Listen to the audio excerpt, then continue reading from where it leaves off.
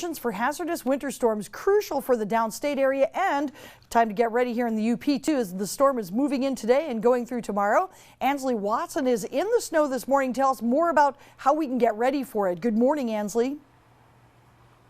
Good morning, Vicki. I'm in Negaunee, where they've already gotten quite a bit of snow, and it looks like, as Cassie's been saying, we are going to get even more tonight. More importantly, downstate, they're going to be having a huge ice storm. The National Weather Service is forecasting freezing rain with 1/4 to 1/2 an inch of ice accumulation. So if you're traveling down there, you have family or friends downstate, you might want to prepare for that. But again, that's starting today at noon and going in tomorrow. So we'll talk more about how to prepare for that later in the hour. Reporting live in Negaunee, Ansley Watson, TV6 News. All right, thank you very much, Ansley. Of course, this morning I checked the Mackinac Bridge. Clear conditions right now for people who might be traveling that way. Right. Now, that's not to say we don't have our own worries that we need to be looking at. Another holiday week with travel. If you're heading downstate, the Michigan State Police encouraging people to be ready for hazardous winter conditions down there, as well as across the Upper Peninsula. Ansley Watson this morning has more on both locations. Good morning, Ansley. Good morning, Vicki. So the National Weather Service is forecasting 1/4 to 1/2 an inch of ice going downstate. Now that is important to remember if you're traveling downstate. And then also we're receiving a lot of snow up here as well. But I'm going to share with you a few safety tips about ice preparation that is important to remember while ice comes up here as well. So the Michigan State Police Homeland Security officers recommend that freezing rain has the ability to be very destructive, causing both long-term power outages and hazardous travel conditions. So they recommend anyone to prepare for that and that they ensure that they have enough supplies to last 3 days per person. Travel may not be possible right away.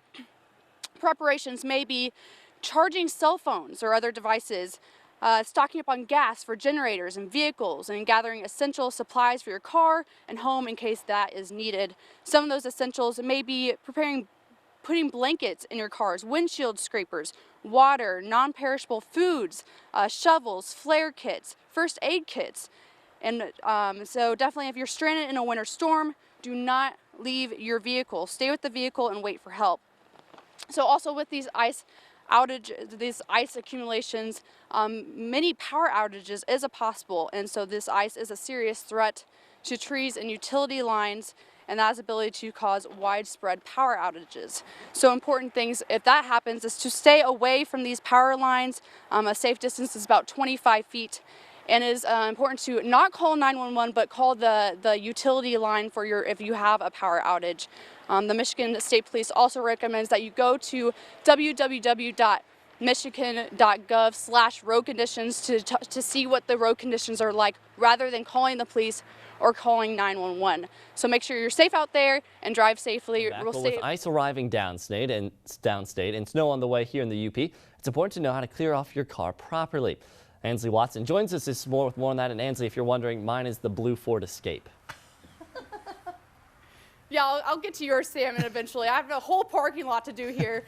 So let's get started. So it's very important to clear off your cars whenever it's really snowy off. I know that whenever you're outside, you just want to do the bare minimum, but really you need to go in depth and clear off as much snow as possible. So let's get started. You need a nice tool like this, and there's obviously longer ones and bigger, sturdier ones, but this should work for today.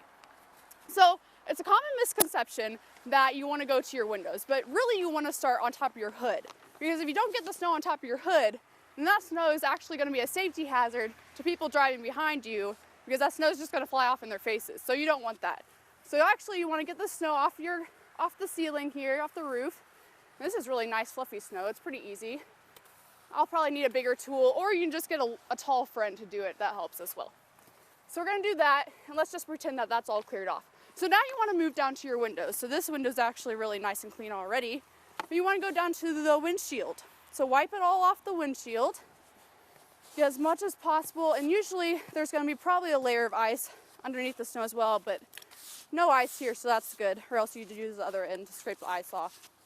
So then you want to get down to your windshield wipers. This is really, really important, because if you have ice stuck to the windshield wipers, somebody's throwing snowballs at me. So anyway, if you have ice stuck to your windshield wipers, then they're not going to move on you, and you definitely need your windshield wiper if there's snow.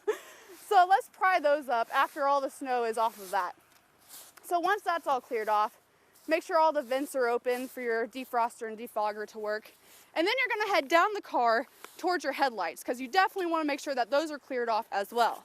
So we can use our handy dandy tool here, scrape that off, and now our lights are visible, because that is obviously very good. You definitely wanna get your hood off, because if you don't clear your hood off, that could fly back in your face and be a safety hazard, and also to other drivers driving on the road. So those are just helpful tips. If you get out there, start up your car, and also whenever you start up your car, people think that you have to run your car for a really long time to warm it up, but really you only need about 30 seconds, and then once you start driving, your engine will be warmed up and ready to go. So other things are just make sure that you top off your fluids. Make sure that you do not put hot water on your cold windshield, because that will crack your windshield. And I know many people know this, but there's going to be that one person that tries it. So if we can stop that from happening, it's worth it. So do not put hot water on your cold windshield. Use de-icer, that always works. And just drive safely out there. The roads they're pretty good right now. The fleet of snow plows have been on the road, so we're good to go with that. But stay safe. Reporting live in Negaunee, Ansley Watson. We'll be back with more of your TV6 Morning News after the break.